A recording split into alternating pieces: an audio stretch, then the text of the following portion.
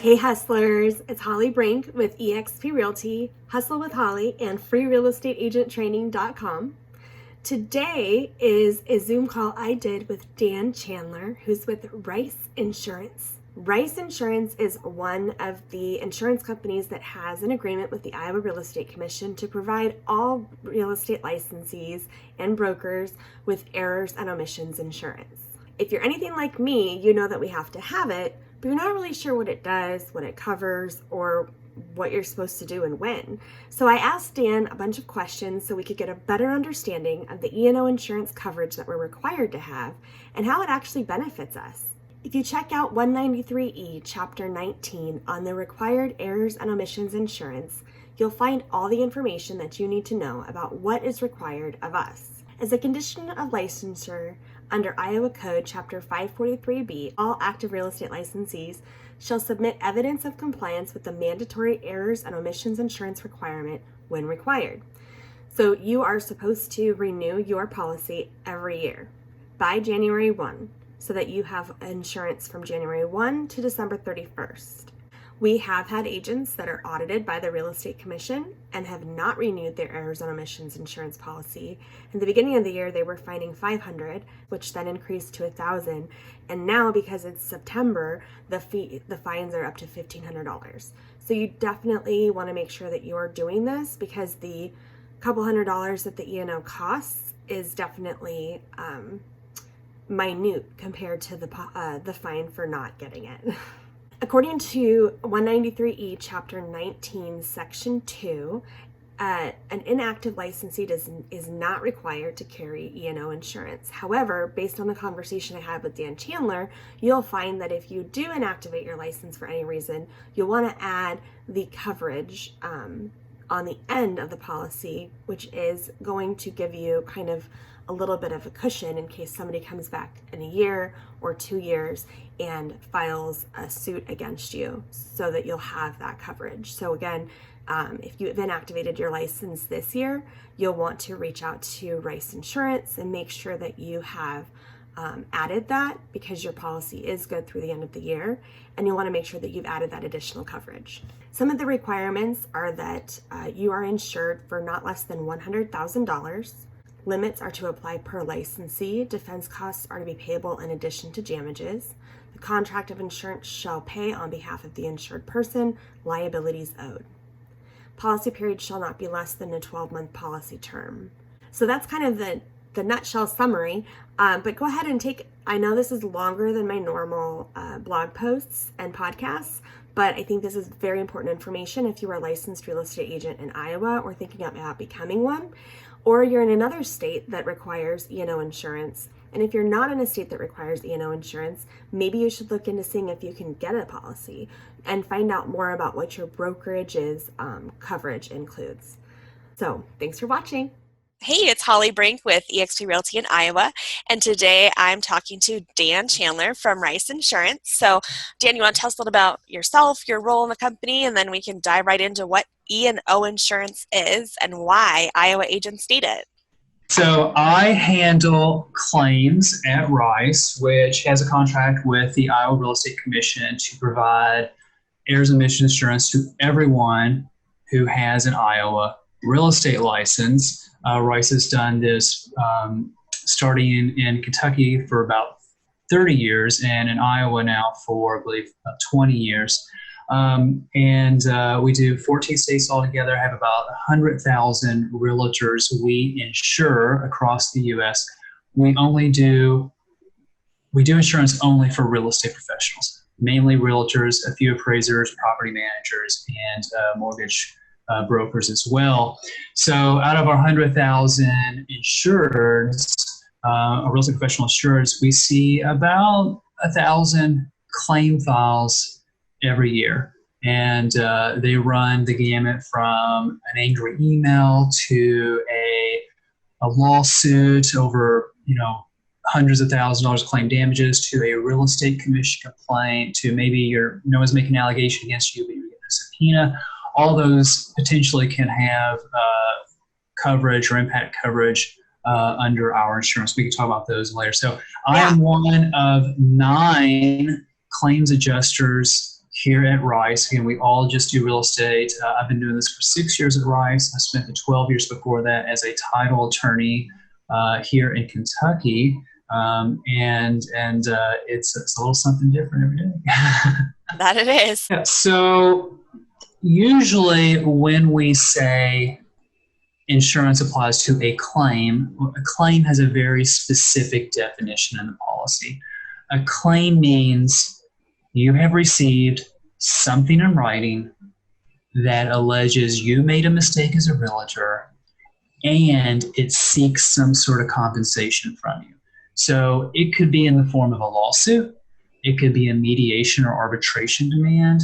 It could be an angry email that makes no sense. A claim doesn't mean you did something wrong. A claim just means someone is alleging in writing that you messed up as a realtor and they want some sort of compensation, some sort of payment or some type of services in response. That's a claim. The main coverage is for claims. The state of Iowa requires a minimum of $100,000 per claim coverage. And most of our files are claims or potential claims. A real estate commission complaint or a board of realtors ethics complaint, those aren't claims because they're alleging you did something wrong, but they're not seeking compensation. They want the real estate commission to fine you or make you take a class or revoke your license. But the real estate commission does not have the authority to make you compensate the complainant for their leaky roof, their leaky basement, or whatever they're unhappy about. So even though they're not claims, there is supplemental coverage under the policy for quote unquote regulatory complaints. Usually that's going to be the real estate commission. And what we can do is we can't pay any fines, we can't undo the complaint, but we can hire an attorney. We can pay that attorney up to $2,500 attorney's fees to help you respond to the complaint, try and get that complaint dismissed.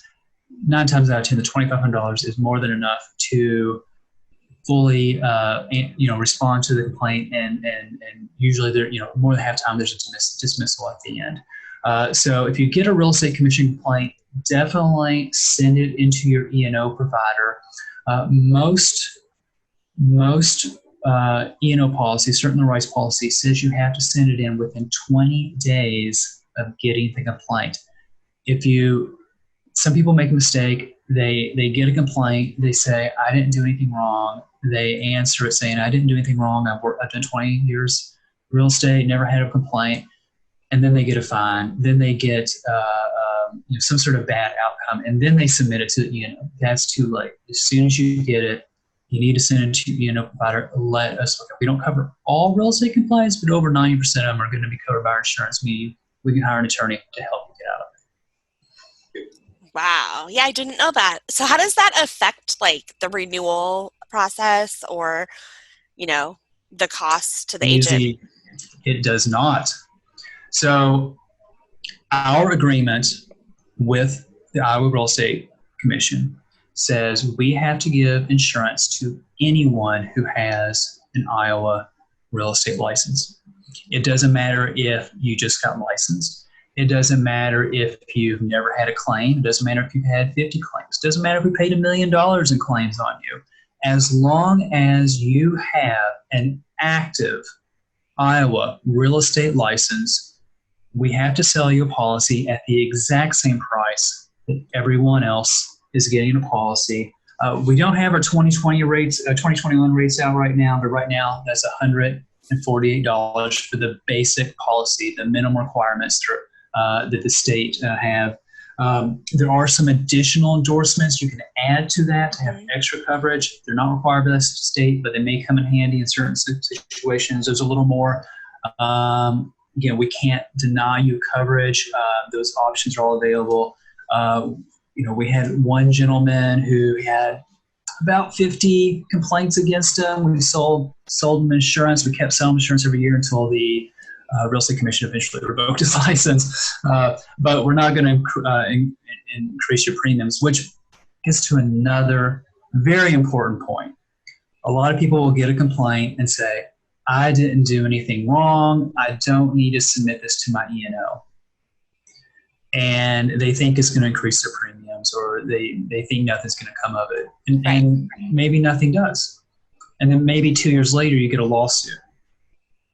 So every time I speak to a group of realtors, I always begin by saying, you don't have to do anything wrong to get sued. Mm-hmm. You don't have to do anything wrong for that lawsuit to go on for 2, 3, or 4 years. And you don't have to do anything wrong for that lawsuit to cost $20, $30, $40, $100,000 in attorney's fees. Right. About half of our lawsuits against realtors are eventually dismissed. Judge says no evidence the realtor did anything wrong, but they all have attorney's fees. So if you want those attorney's fees to be paid by the insurance company instead of paid out of pocket, you need to report it as soon as you get the claim, whether or not you think you did something wrong. So again, it can mean a lawsuit. Usually when people get a lawsuit, they send it into us, but it's also those emails, those letters saying, hey, you messed up as a realtor. I want you to pay me X $1,000. Doesn't mean you did anything wrong, but as soon as you get that claim in, as soon as you get that demand letter, email, the text, err on the side of caution, send it into us. We're not going to increase your premiums. We try and have an adjuster call you the next day, Tuesday, and that adjuster will talk to you about the next steps. Not all claims are the same. First, we have to make sure it is something that is covered by insurance. Most are, but not all of them are. We talk about that. But once we determine there is coverage, the adjuster will work with you to see the lawsuit about hiring a local attorney, for example, to try and get you out of the lawsuit. Okay, you're like blowing my mind. I know everyone's going to be like, what? Okay. Awesome. Okay, so tell us more. If you want more than $100,000 basic coverage, you can increase that. You can increase it to either $250,000 total or $500,000 total that would be available for the settlement. Both those still in addition to the attorney's fees. For the higher limits of $250,000, this is the only time where it actually matters if you've had a claim in the past. Okay. It only matters in the pricing. So, for example, if you want to get the $500,000 in per claim coverage, if you've never had a claim, it's an additional $127. If you've had claims in the last few years, it's an additional $152. So it's about a $30 difference, $20, $30. Okay. Yeah, that makes sense. And then the final endorsement I want to talk about is called the residential personal interest coverage endorsement. And this is a source of great confusion. So the basic policy says, generally, if you or your spouse owns the property, or if an LLC, trust, partnership, corporation that you or your spouse owns the property, if you have an ownership or financial interest in the property, directly or indirectly, there is no coverage, even if they allege that you were a bad listing agent, selling agent, or whatever the case may be. That's what the general policy says. Now, there are two exceptions to that rule. The first exception is automatic. Everyone has it. It's if you're selling your primary residence. Okay. If it's your primary residence and it's either a single family home or a duplex or a single unit in a condominium, if you're selling your primary residence, it's your primary residence at the time you list and sell it. We will ignore the fact that you own it, and we will treat it just like any other property you go to list and sell. Primary residence only. I have had a few cases where someone rented the house out for a few years. They had lived it for 10 years, but then rented it out, then sold it. That's not your primary residence time you list and sell it. There is no coverage under the primary residence automatic exception to that rule. So you don't need endorsement for selling your primary residence. If you have rental property, if you have a vacation home, if your parents pass away, you inherit their house. If you go to sell that, it's not your primary residence. It's not going to be covered under that automatic exception to the rule. So that is when you need the residential personal interest coverage endorsement. It is $15 a year. And what that says is that if you meet certain requirements and you have the endorsement when the claim is first made against you, again, we'll ignore the fact that you own it. We'll treat it like any other property that you listed from a coverage standpoint. Forget the fact that you own it. So there are quite a few requirements. You have to have owned it for at least 180 days. The buyers have to get a home inspection. You have to use a standard board of realtor forms. There are a few other requirements. Those are listed in the endorsement. If you have questions about that, you can call us and talk to us about that. But you have to have the endorsement. This is key. You have to have the endorsement when the claim is made against you. And it's very common for someone to sell a house in year 1 and they think everyone's happy, and then in year 3, they get a lawsuit out of the blue. If you sell a rental house that you've owned for a couple of years, you want to get this endorsement, you want to get it again when you renew, maybe want to get it the next couple of years as well. It's $15 a year. It's a lot cheaper than an hour with an attorney. Most of these lawsuits are not resolved in 1 hour. Yeah. I've had a question. You said something about getting the home inspection. That is only for the residential personal interest coverage endorsement. So when you are just a listing agent, you're selling somebody else's house, the judge is probably going to say you had no duty to know what's behind the drywall. You have no duty to know what the condition of the roof was. You're entitled to rely on what the seller told you. And a lot of times that's enough to get us out of the lawsuit in maybe 6 months instead of 3 years. If you were the seller and the listing agent, well, the judge is going to say, no, you had a duty to know what's behind the drywall and what's in the roof and that kind of stuff. So once we're on those lawsuits, we're usually stuck. The reason we require home inspection, and again, this is just when you're selling a vacation home or a rental house. We require a home inspection is because often these claims, the claims that arise from these type of transactions, the buyer is alleging that some physical defect of the house was not disclosed to them. So we want to make sure that everything that a home inspector would see as a potential problem is disclosed to them in writing before they close. So it just helps us cut the risk down a little bit, make sure we can avoid these before they become claims.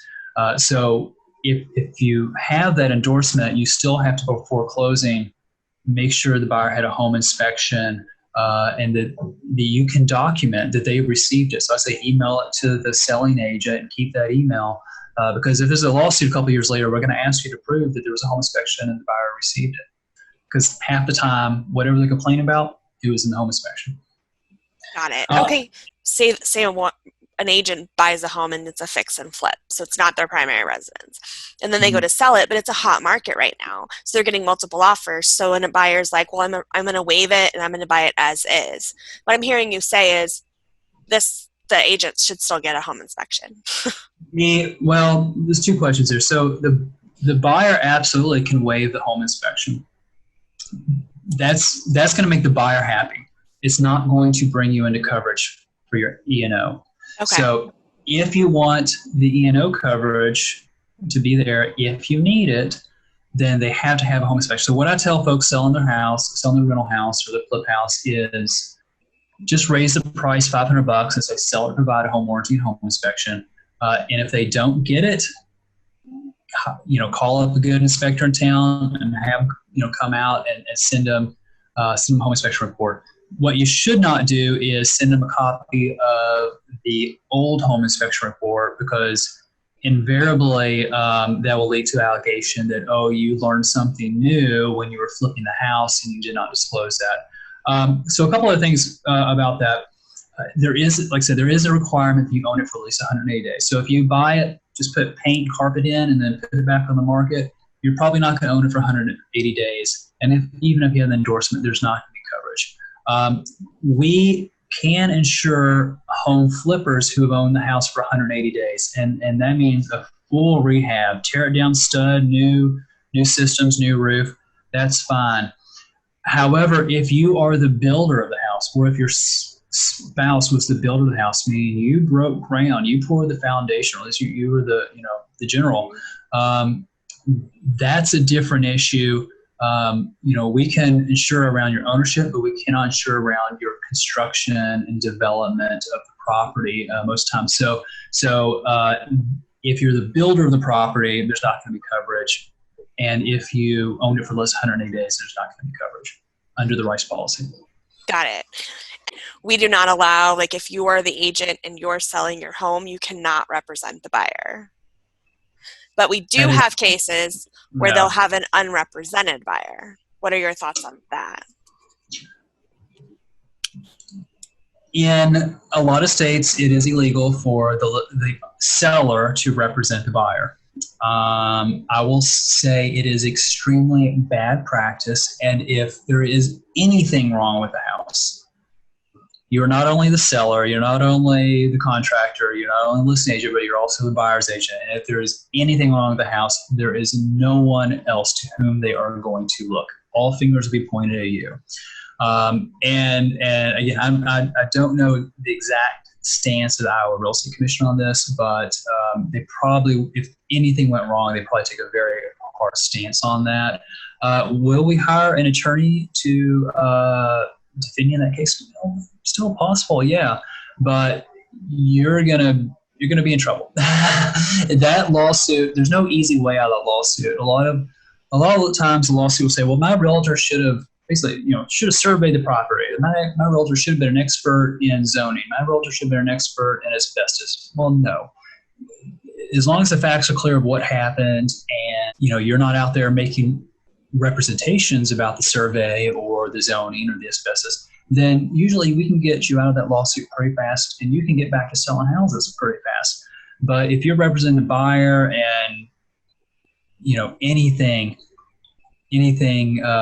did not happen by the book, then all eyes will point on you, and you're going to be in a lawsuit for a long, long time. Even if it's eventually dismissed, even if all the settlement is paid by the insurance company, even if you keep your license, you're going to be at a lot of depositions, a lot of court hearings, a lot of meetings with attorneys. It's going to be a lot of headache.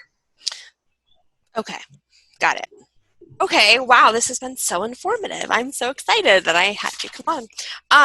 Okay, so I had another question. Before you keep going, I do have a couple agents that have, because of the climate of the market, they've gotten different types of jobs, so they've inactivated their license. So can you talk to me a little bit about coverage when you're inactive and what is recommended and time period and all that good stuff? If you don't have a license, you can't get the insurance, but you can get what's called an ERP. If you put your license in escrow today, your current policy is still good until January 1, 2021. Got it. That's not going to cover you for that lawsuit January 2nd.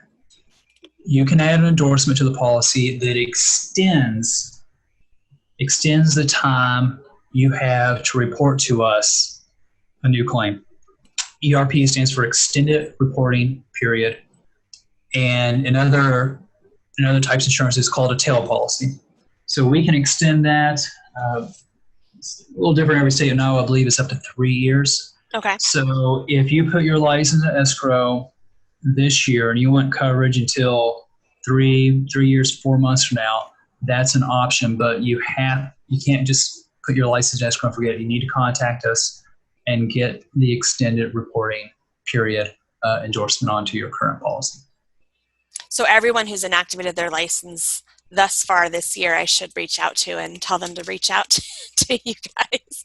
Okay. Yeah. So, for most people, it's not going to be a problem if they call us a week or two after, into January. But it's so easy to forget. If no one's calling you screaming, you're going to forget about it. So I advise as soon as you put your license in escrow, it's probably best to go ahead and call us. We do send an email blast out to everyone who has had insurance with us in the past but did not renew. But, sometimes that was a work email. Maybe you're not checking that email anymore. Maybe, if you're tired, you moved and you don't get any of our mailings. It's best to err on the side of caution. Let us know when you're putting your license in escrow and we can talk to you about the ERP. Okay, great. Whew. Awesome. All right, anything else you wanted to add? No, just disclose. You don't do anything wrong to get sued. Call us if you have any questions. I probably spend a half an hour on the phone with agents, with brokers every day. feel free to call Rice. We do this all day long. We try and sort out these disputes. So if you have a question about what's covered, for an upcoming transaction, if you have something that might be a claim, you don't know if you need to submit it or not, feel free to call us. It's always better to get on the front end of these things before they turn into a big lawsuit. Again, we're not going to raise your rates. We're not going to drop you as an insured. Err on the side of caution. Send it in if you think it's going to be a problem. Awesome. So first contact your broker and then contact the E&O company. So, well, thank you so much. If anyone has any questions, should they reach out to you directly or call like a 1-800 number? My name's Dan. You can just call the office. I'm extension 302. Okay. So phone number, it is 502-897-1876, extension 302 for Dan. Awesome. Thanks so much, Dan. I appreciate you coming on. Thank you. All right, hustlers, that was so full of information. Like, my mind is still blown at all the things that we learned. And I actually edited down like an hour-long conversation to the 20-25 minutes that it ended up being. So if you have any additional questions, you can reach out to Dan Chandler, or you can find me online at freerealestateagenttraining.com. Thanks.